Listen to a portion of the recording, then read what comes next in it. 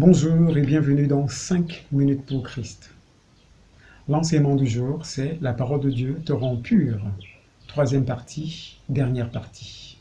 À tout de suite. 5 minutes pour Christ, c'est 5 minutes d'édification, de partage, mais surtout de transformation.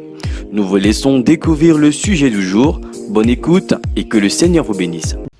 Voilà, dans cette troisième partie, il est question de voir comment est-ce que lorsque nous avons été purifiés par la parole de Dieu, nous devons témoigner de cette action de purification de cette parole.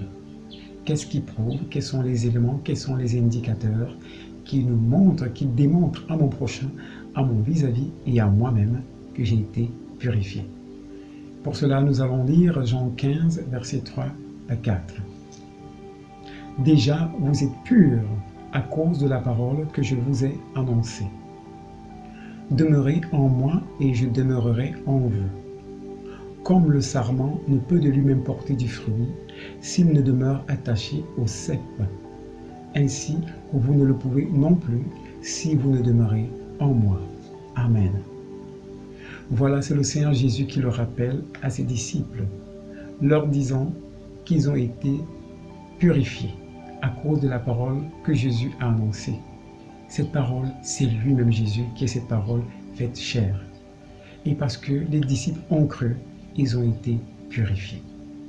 Et aujourd'hui, le Seigneur nous rappelle dans le verset 4 que si nous demeurons en lui, en cette parole, nous allons porter du fruit.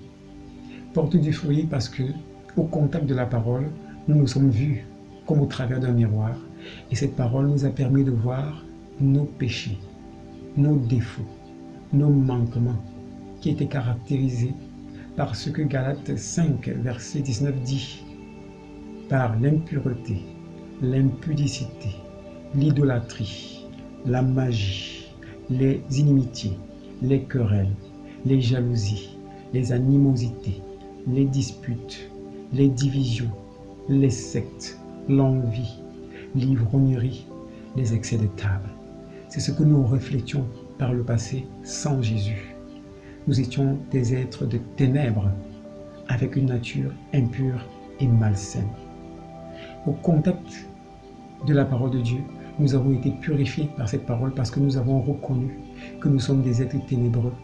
Et la parole est venue par la puissance de l'Esprit Saint débarrasser en nous toutes ces impuretés afin que nous puissions refléter la gloire de Dieu et porter des fruits nouveaux, comme cela est dit dans Jean 15, verset 4. Mais quel est donc ce fruit? Ce fruit est dans Galates 5, verset 22, qui dit « Mais le fruit de l'esprit, c'est l'amour, la joie, la paix, la patience, la bonté, la bénignité, la fidélité, la douceur, la tempérance. » Voilà, lorsque nous avons été purifiés par cette parole, le Seigneur fait une œuvre profonde en nous. Christ vient s'établir dans notre être tout entier, dans notre corps, âme et esprit. Il vient nous débarrasser de tout ce qui est impur, de tout ce qui est sale, afin que nous puissions porter du fruit nouveau qui témoigne de sa gloire. Et ce fruit, nous l'avons dit, est caractérisé dans l'amour, dans la joie, dans la paix, dans la patience, dans la bénité, la fidélité, la douceur, la tempérance. Ces fruits qui n'étaient pas notre lot lorsque nous n'avons pas Christ. Ces fruits qui font en sorte que lorsque notre prochain nous voit, il sent que réellement il y a une œuvre puissante qui a été faite dans la vie de cette personne. Ce fruit qui fait en sorte que lorsque tu veux prêcher l'évangile, avant même que tu aies ouvert ta bouche pour parler, ton vis-à-vis, ton prochain confirme que réellement tu es fils de Dieu. Parce que ta vie reflète le témoignage de cette parole qui a opéré des choses extraordinaires en toi. Parce que ton prochain, ton vis-à-vis, sent que réellement il y a un changement qui s'est opéré dans ta vie. C'est ce que la parole de Dieu peut faire. Voilà mon frère, si jamais cette parole n'avait pas encore fait cet effet en toi, aujourd'hui, je t'invite donc à ouvrir ton cœur et à prier avec moi afin que le Saint-Esprit agisse pour que le nom de l'Éternel soit glorifié en toi. Nous allons prier. Éternel mon Dieu, mon roi, Je te bénis de ce que tu as donné Jésus-Christ comme solution de l'humanité.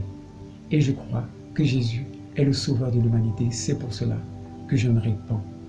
Je confesse que j'ai péché en pensée, en parole, par action et par omission. Et je reçois Christ aujourd'hui dans ma vie comme mon Seigneur, mon Sauveur et mon unique Maître. Si tu as prié, je crois que tu as été visité. Sois béni. Amen. Si le message vous a plu, n'hésitez pas à vous abonner à la chaîne et surtout à activer la cloche de notification pour être prévenu à chaque diffusion. Des questions ou des préoccupations, contactez-nous via les coordonnées ci-après. Que le Seigneur vous bénisse.